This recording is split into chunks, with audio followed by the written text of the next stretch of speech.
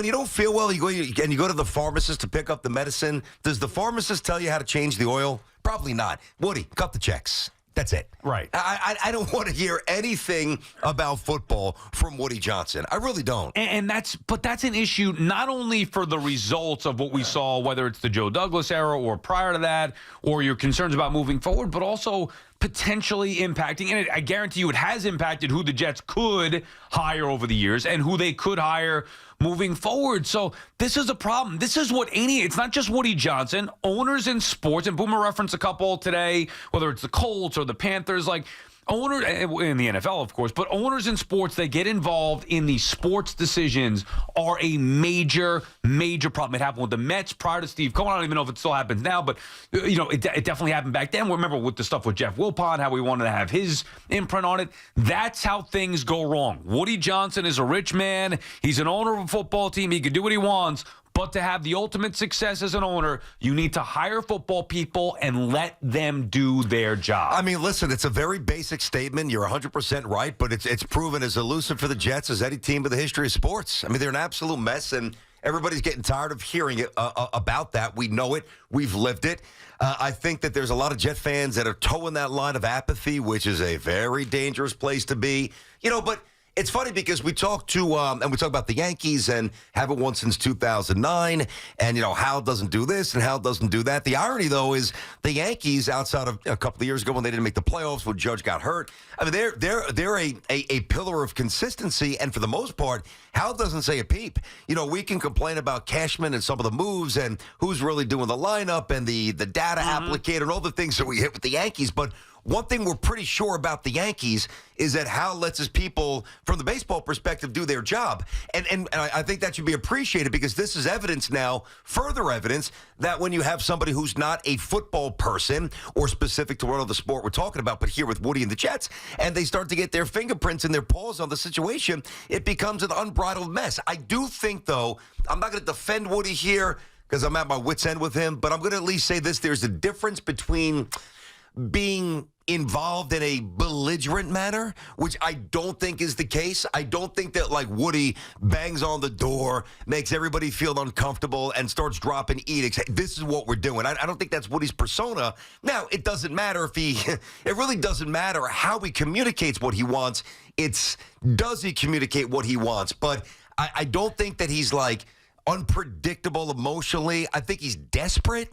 I think he's desperate to get out of this hellhole of losing, but I don't think that he's belligerent. So, yeah, I don't know. It just seems like a mess out there as always. Well, it is a mess, and there are layers to it. My biggest issue, forget about firing Saleh without consulting anyone. That's an issue. Or certain things like nixing a Lazard trade that could have brought in Jerry Jeudy. Yeah. That's a problem, but whatever, not the end of the thing. Blocking Bryce Huff's extension, whatever, not a major thing. Benching Tony Adams, whatever.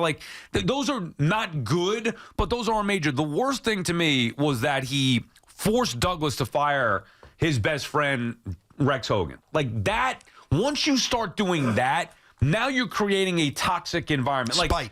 Well, right. So there's no need, if you don't believe Joe is doing his job, clean house. Get everybody out. Don't fire a guy that you know is going to upset him and hurt what he believes in. You hire Joe Douglas, you let him hire his staff. Once you start chopping off the arms, now you're creating a major problem here. Not to mention, going along with those other things. And then, BT, spinning it forward, who reading this would want to come in here and work under Woody Johnson? Somebody who wants their first shot. Which is exactly what the Jets can't do. You can't give somebody their first shot. Isn't that what we've always said? Yeah. The Jets need a big boy. The Jets need a source of authority. The Jets need a figure who's done it, who's a proven commodity around the NFL. Now, unless you cede all power to whomever, and we know the names, Gruden's, Vrabel, Belichick, pipe dream with him, but you know what I mean. One of those guys, and you lay it out, hey, here's 6 years at $1 gazillion, and it's written in the contract because you could do this. You've got all the power, and whether it's me or Christopher, we're out. We're staying out. Build this team. You've got 100% power. Now, if you give somebody that magic stick, then they'll say, well, because legally you're bound by it at that point. So I would think that there'd be more of a willingness to take the jump and into this mess I want to go back to the Hogan situation for a Yeah. second. How long was Rex here? Is that 6 years? Does that sound right? Oh, you talk about 5. him Thank himself? you, Hoff. Okay. Yeah. Rex Hogan, Yep. 5 years. Okay. So, yeah, if you're firing somebody as a means to be petty or to get back at someone, that's just twisted. Right. Like that's almost inhumane. All right. Right, but if that's his best guy, like I know what you're saying. There was Yeah, but maybe, his best guy's done nothing Okay, but because then- but- they haven't won but then forever. just- So what has his best guy done? But then just clean house, and also Well, if they're- that's true. And also if they're like all at once, and if they're trying to make moves, and you're preventing that from being the owner. Point is, look, we know the results have been a mess with the Jets. Now that this gets exposed here, how does that look for anybody else? Like I don't know about you, but if it were me going to look for a job, I'd be like, I'm not going to work for this guy. So yeah, you're going to end up getting somebody who's desperate and wants to be a first-time head coach, not like Ben Johnson, who's going to have plenty of other opportunities. It's going to be somebody who's so desperate for the money and wants an opportunity. You know what? I'll take it and deal with it. But this is where coaches have come to die. And they also go elsewhere and have success. Look at what Todd Bowles is doing in Tampa. Like, and you can look at it and say, well, how much success? But still, Todd Bowles is a decent head coach. Like the Jets had that, and they kicked him aside. It's been a mess here. But I have reason to believe that it's not as bad as it may seem right now. Now, I don't have hope. I'm all ears. I don't have hope that they're going to do this, and I know you disagree with this, but they would be making a major mistake if they let go of Aaron Rodgers. Rodgers is not the problem. If they bring in a real head coach and keep Aaron Rodgers, they can have success as soon as next year. There are pieces in place with this team. Obviously, got to build a better offensive line. We know about that. But there are pieces on that defense that can be coached to being better. There are skill position players on that offense that can be coached to being better. I don't know how hurt Rodgers is. Boom was talking about that today. Okay, maybe that's a factor. But Aaron Rodgers is not the problem here. And I hope that the Jets can identify a head coach GM combination that can come in here and still see what can potentially be salvaged from this mess over the last 2 years and believe that Aaron Rodgers can lead them to a successful season next year. Because if you blow it all up, then you're starting from scratch, and it's going to take years, if you're lucky, to get back to where you might have the talent to be able to win some games that the Jets have right now. I would rather investigate trading Gardner and Wilson and Breece Hall. I'm dead serious when I say this, than bring back Rodgers. Because the argument about bringing back Rodgers, it's all right, hey, we'll fix it, we'll capture it in a bottle for 1 year, and it's going to be a lot better than it was this year. But that is not what we're looking for. And you've always said this about the Mets, right? Yeah. You guys want sustainability. So let's just say it's a veteran coach, and he's like, okay, I'll go with Rodgers for a year. And let's say next year the Jets go 10-7. All right, they get a wild card, whatever it might be, but they don't win the Super Bowl. But they have a good, even 9-8, good, decent season, fun season, not nearly like this mess. Then what happens in 2026? Eventually it's going to be a reboot. So to me, I would reboot now. I look at Rodgers. He can't throw, or he does. He either doesn't or he can't. I don't know which one. Throw the ball downfield. He can't move, and he doesn't lead anymore. So I'm not dropping this all on Aaron's doorsteps. There's been so many fundamental meltdowns on every level.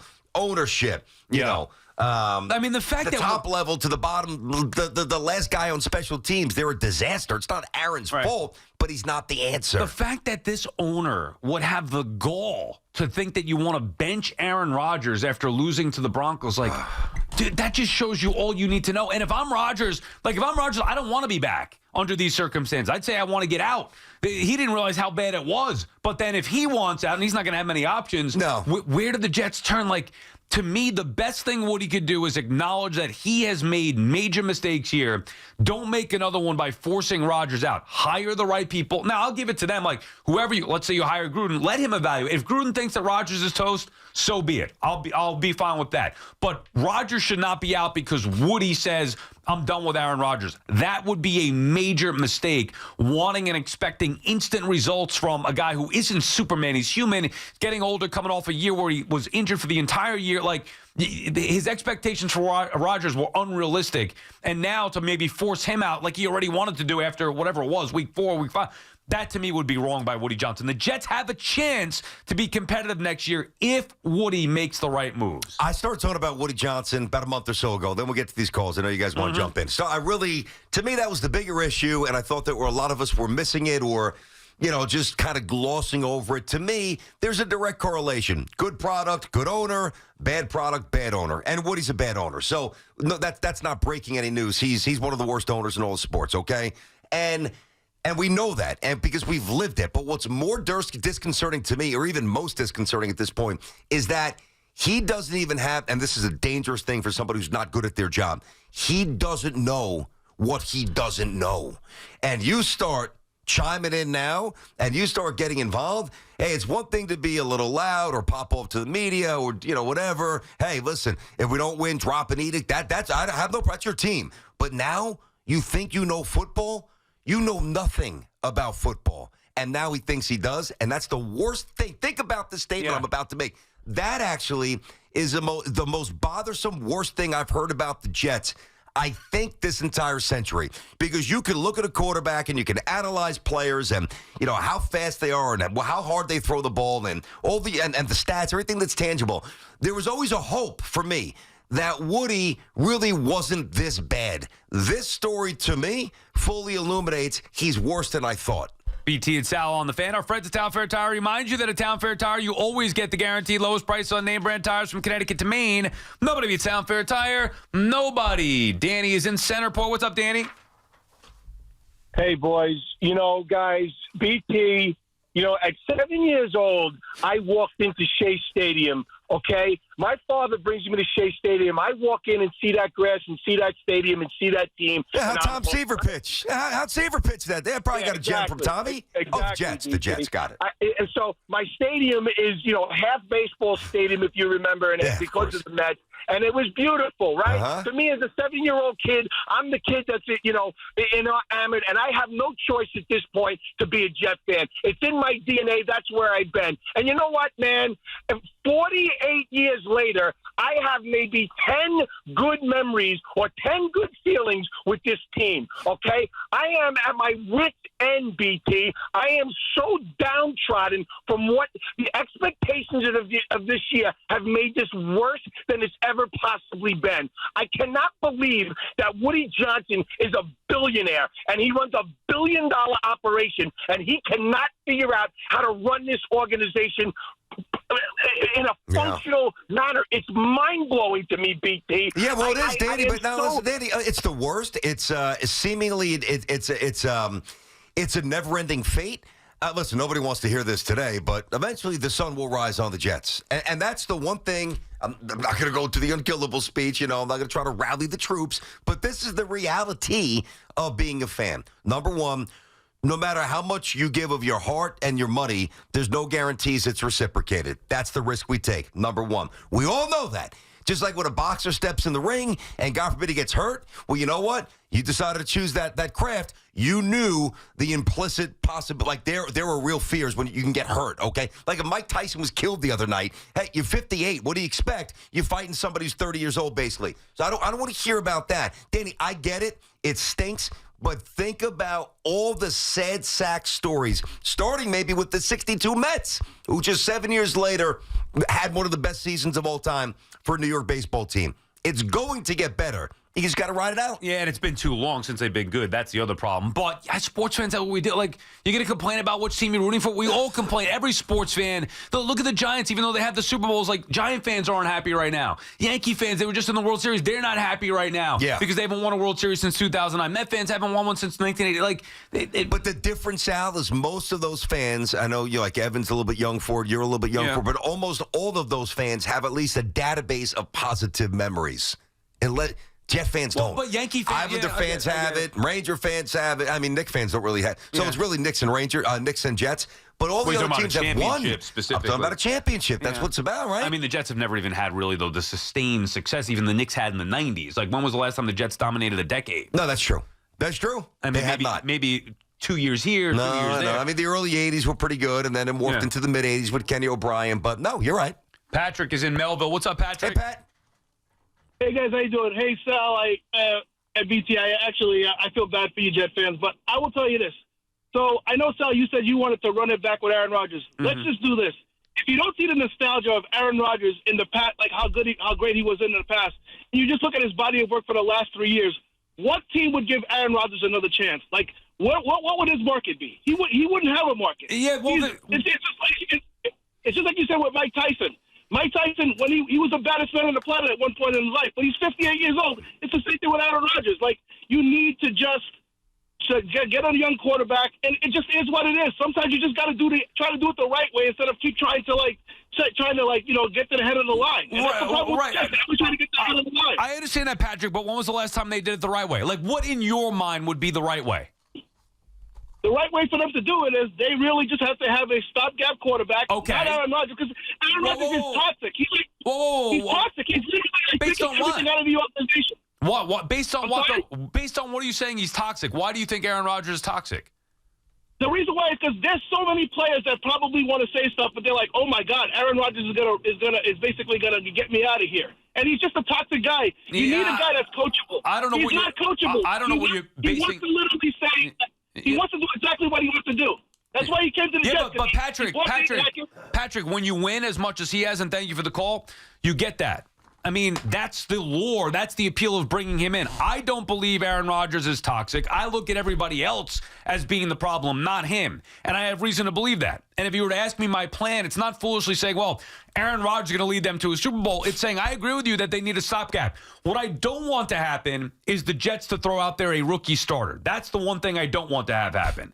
And if they did that, we've seen that fail many times over. So you can't go with a rookie quarterback, a new head coach, and think that that's going to work. It just hasn't happened before. So for me, if I'm going with a stopgap, I want it to be Aaron Rodgers. He's here under contract anyway, and I think he could give them the best chance to win next year while developing the next quarterback. That's just my opinion on it. Yeah, I think he's borderline shot. I don't share that opinion. I don't want to see him anymore, and it's not personal. It just didn't work out. They took a shot. It didn't work out. Can I give you I have not given you an analogy in a while. Okay. Can I give you one? Yes. All right.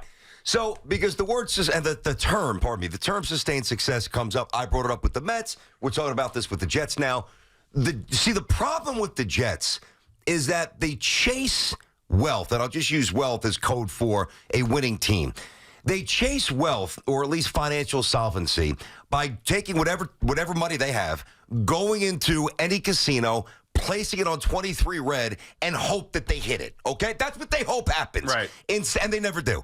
Instead of, hey, let me max out with my 401k based on the government parameters. Let me take out money each month and put it in the kids' 529. Let me have a life insurance policy for my wife and my kids. Let me do the things, those little step-by-step checkpoints that most people do in life, if you can, to eventually have money to live. Right. Instead of taking it all and basically taking one swing at the sky. So until they start putting a couple of chips here and a couple of here and a couple there and a couple there, it's going to be a colossal implosion like it always is. There's no shortcuts. I used to take, like, if I had $10 or $20 on me from my King Colin check, I would go down to the OTB and look to make a score. Yeah. And how did it go for you? Yeah, sometimes okay, but usually by the way, I lived that life too when Yeah. I was in Vegas early in my career. I'm not saying that I was above it when I was 20-something years old. I get it. I tried. Could have saved the Didn't 10. work. Could have saved the 10 each week and ended up with 30. But I wanted to roll the dice on a long shot. Turn that 10 into 50 at the OTB, or maybe 350 at the OTB. We are roll the dice kind of guys, but that's one thing to, with certain things to throw some long passes and to be aggressive when you're trying to really reset and recalibrate. You can't dump it all on 23 red. You've got to have it. You got to invest properly, and they simply don't know how. BT and Sal on the Fan will come back. More of your calls at 888-808-1019. Imagine